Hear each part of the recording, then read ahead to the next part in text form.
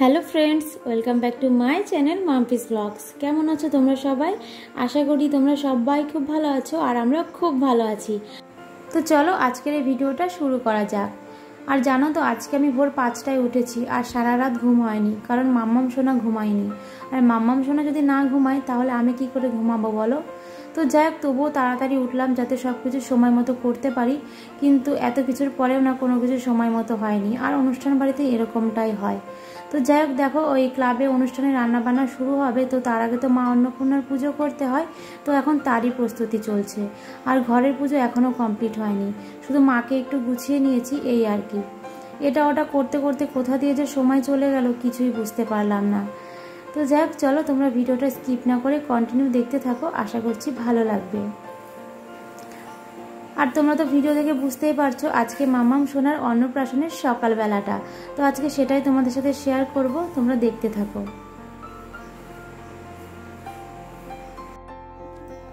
তো ওদিকে মা অন্নপূর্ণার পুজো সেরে এসে ঘরের পুজোটাও সেরে নিলাম। আর তারপরে মিষ্টান্ন রান্না করলাম আলাদাভাবেই, যাতে রাধা গোবিন্দকে ভোগ দিতে পারি। তো সেই ভোগের প্রসাদটাই মাম্মাম সোনাকে দেওয়া হবে। তো সেই জন্য ওটা আলাদাভাবে করেছিলাম। ওদিকে অনেকটা সময় চলে গেছিলো। তারপরে এলাম মাম্মাম সোনা রান্না করতে। তো আমি ভেবেছিলাম যে মাম্মাম সোনাকে নিজের হাতে অনেক কিছু রান্না করে দেব, এটা অনেক দিনের শখ ছিল আমার। কিন্তু সেটা আর হয়ে ওঠেনি, শুধুমাত্র পোলাওটা রান্না করতে পেরেছিলাম। আর মিষ্টান্নটা তো করেইছিলাম। তো বলো তো, কি অনুষ্ঠানের মধ্যে না কোথা দিয়ে সময় চলে গেল বুঝতেই পারলাম না। আর একা হাতে করবো ভেবেছিলাম, কিন্তু করে উঠতে পারিনি। বাকি সব রান্না মা আর চর্দি ভাই করেছিল। তো যাক, সব কিছু মিটে গেছে। অনেকদিন পরে তোমাদের সাথে ব্লগগুলো শেয়ার করছি। আর এদিকে দেখো, মাম্মাম সোনাকে আর পাপান সোনাকে মা আর বাবা এখন সামলাচ্ছে। তো যাই হোক, চলো তোমরা ভিডিওটা দেখতে থাকো।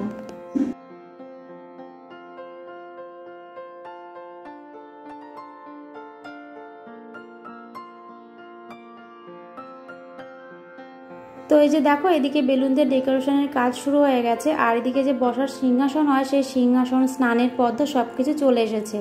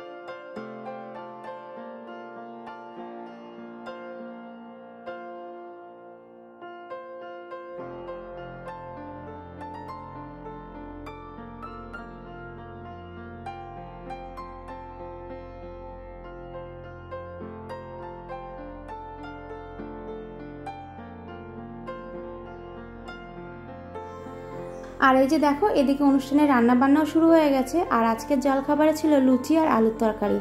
আর জানো তো আলুর দম করার কথা ছিল, কিন্তু ভুল করে সেই আলুর তরকারিটাই করা হয়ে গেছে।